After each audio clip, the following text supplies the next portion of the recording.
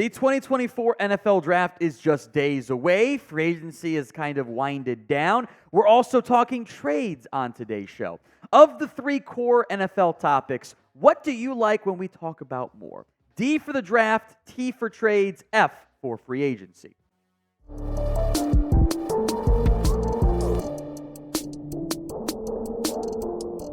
It's back again. The Justin Jefferson trade. Hopes might be more of a more accurate phrase, I suppose. But they're back again thanks to comments from Justin Jefferson himself. He was asked, hey, are you jealous of Joe Burrow and Ja'Marr Chase getting to play together in Cincinnati? Here's what Jefferson said. Just a little tad bit. I love them together. I love the chemistry that they have with each other. But it's definitely some jealousy on that side. He also spoke about Ja'Marr Chase, saying, I loved it being at LSU with him. He's my brother. That's something that's going to last forever. Every Bengals fan, most Bengals fans who saw that comment had a similar reaction. Let's trade for Jefferson. Hey, you don't want to be jealous anymore? Come to Cincinnati, buddy. And I totally get the desire of, the pipe dream of adding Justin Jefferson to the Bengals. It's Jefferson, Chase, Burrow. You've got some of the best trio it would be in the NFL. You might have it already with Tee Higgins there. My issue is I just don't see it happening. The path to making it happen and it'd be more than 2 first-round picks. You could maybe do 2 firsts and Tee Higgins. Kind of defeats the purpose for Minnesota. They want to go get that quarterback because they have the number 1 wide receiver and the infrastructure in place to have success with that young, cheaper quarterback. By the way, clearly your friend at Kroger was wrong. There was no imminent trade going on between the Bengals and the Minnesota Vikings. That wasn't close to happening. This would have happened already. They wouldn't be waiting until the draft, So I think the answer to this next question is extremely low. But what do you think is the percent chance Justin Jefferson joins the Bengals? I think it's far more likely in June, July, or August, whenever the Vikings announce a big fat new contract for Jefferson. But for a trade, what's the percent chance? It is the pinned comment on this video. The ad comes on YouTube. It's fine. Ignore it. Take advantage of it. Instead, head down there and go vote. We have another, maybe even more wild, maybe not more, but also wild, Patrick Surtain trade idea. Matt Lombardo, who I don't remember where he's even at these days. He continues to end up somewhere else. He had pitched this idea of, this makes sense for the Bengals and the Broncos. The Bengals end up with a superstar corner, one of the best young corners and best corners, period, in football. The player is great. Don't get me wrong. Adding Surtain, if he were actually available, he's not, would be really cool. The argument that was pitched for why it makes sense for Cincinnati was weird. Here's the argument from Matt.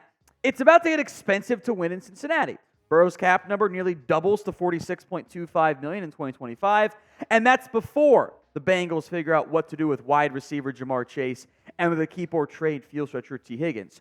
So it wouldn't be the least bit surprising to see the Bengals shove all their chips into the middle of the table to make a run at unseating the Chiefs atop the AFC this season.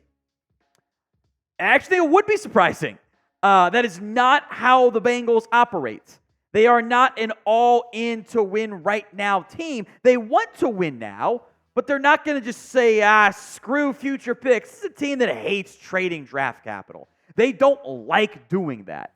So, yes, I would be extremely surprised if they made some type of aggressive all-in blockbuster type trade, let alone one with Denver, who they love Surtain. They're not in the market to trade him at this particular moment. We'll come back to this and the trade idea that was suggested, but today's show is made possible by Prize Picks.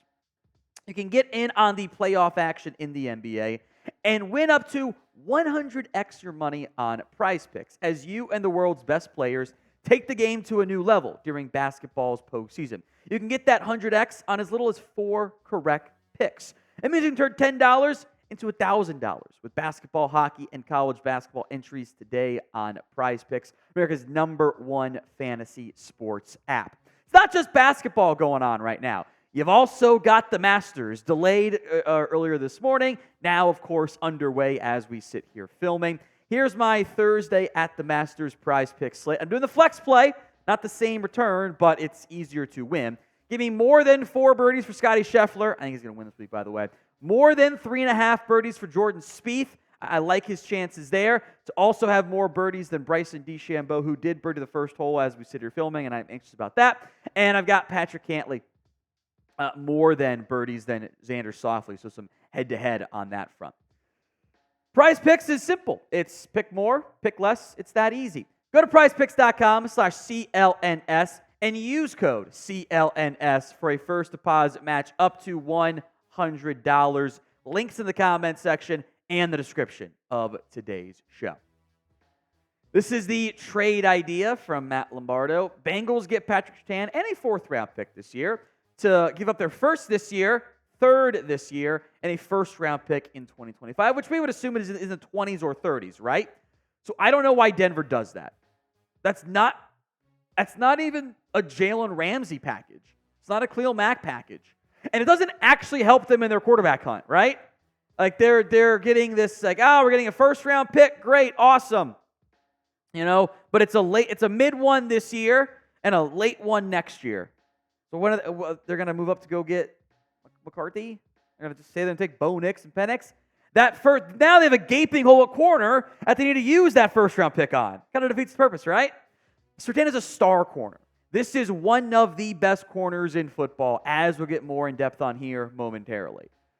Honestly, I'd probably do that if I were the Bengals. I don't think they would because it doesn't fit their overall, MO, but I think you're getting a good deal there. Now, would you trade 2 first-round picks for Surtain? And I get if you say no, it's going to be expensive, you're trying to figure out the Tee Higgins stuff, that's fine. Would you trade 2 firsts for Surtain? Y for yes, N for no. Frankly, his numbers here are kind of inflated by the one bad game against the Dolphins. Remember that one? When I felt like they could have scored 100 if they had tried? Yeah, take that game out, and the numbers are all still really, really impactful from that perspective overall. Here's what else Lombardo said. Acquiring Surtain would give the Bengals a proven playmaker at quarterback. We're a worthy counterpunch to some of the elite receivers in the AFC, and dealing him away in a trade as a post-June 1st transaction would provide some direly needed cap relief for the Broncos. If Denver agrees to trade Surtain with the post-June 1st designation, the move would create upwards of $3.51 million in spending flexibility this season.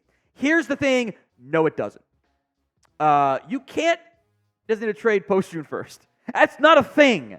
That's not something you can do because you're trading him. You're getting picks back this year. That's not how it works. I am begging these big media people to understand how the cap works. It's even just like a simple level. By the way, because the 5th-year option is fully guaranteed for next year, and the way it works, you still save $3.5 million if you do it now.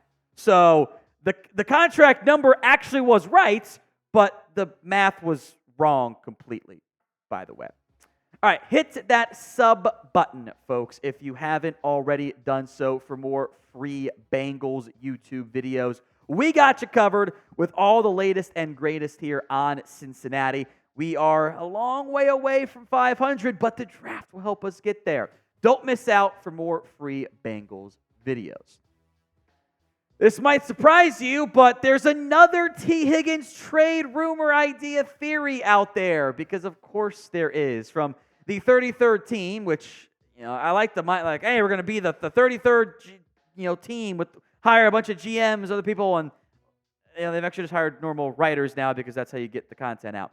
Marcus Mosier's trade idea was this: Bengals get a 2nd-round pick, Patriots get Tee Higgins.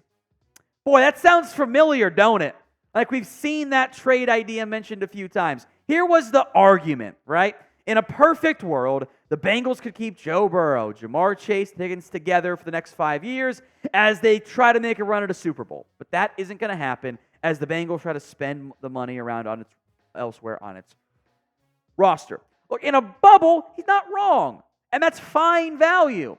The issue is they're not going to trade him just to trade him. Their budget is allocated to have Higgins on the franchise tag this year. The Bengals don't want to trade Higgins. They'll listen in a way they would not have listened last year. But what you're doing is saving $20 million, not an insignificant amount, and then using that 34th pick on a wide receiver immediately. Maybe it's Ladd McConkey, I think the Bengals are quite high on. So you don't actually get better this year. You save money, maybe 3 or even 2, if you're lucky, years from now, you feel and look better, but you're not better right now. And that is the sticking point for the Bengals as an organization.